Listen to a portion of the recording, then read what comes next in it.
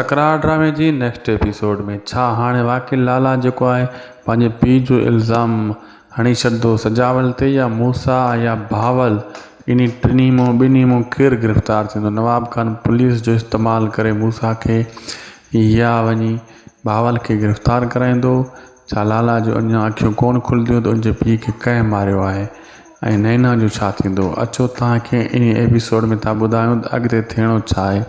पहिरियां इन वीडियो को पूरो ॾिसो ऐं उदासी टीवी यूट्यूब चैनल के भी सब्सक्राइब करण न विसारींदा। हलो तव्हांखे ॿुधायूं था नेक्स्ट एपिसोड जी सॼी कहाणी। पहिरीं ॻाल्हि दोस्तों, नेक्स्ट एपिसोड में कहाणी उतां स्टार्ट थींदी जिते यानी लाला जे पीउ खे वठी वेंदा आहिनि वाठा। मीर खान जेको मोकिलींदो आहे उन्हनि खे, उहे भॼाईंदा आहिनि उनजे पीउ खे, पोयों गोली हणंदा आहिनि, मारे छॾींदा आहिनि जिते मूसा जो ठिकाणो हूंदो आहे।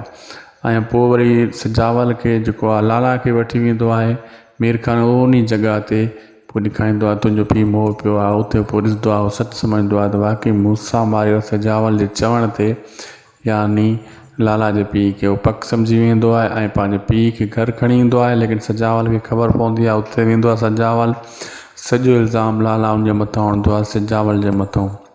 ऐं सजावल सिधी ॻाल्हि कंदो आहे, तुंहिंजो अञा अखियूं न आहिनि खुलियूं, अञा अॻिते तोखे ख़बर पवंदी तोसां छा हशर थियण वारो आहे।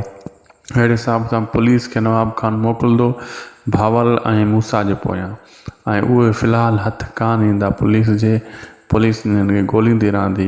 नेक्स्ट एपिसोड में मूसा वञी मिलंदो नैना सां ऐं मुलाक़ात बि कंदो, उनखे पंहिंजे दिलि जो सॼो अहवालु ॾींदो त हू केतिरो प्यारु करे थो नैना सां। नैना शुरू खां वठी इंतज़ार में हुई, हाणे नैना जा वज़न लहंदा।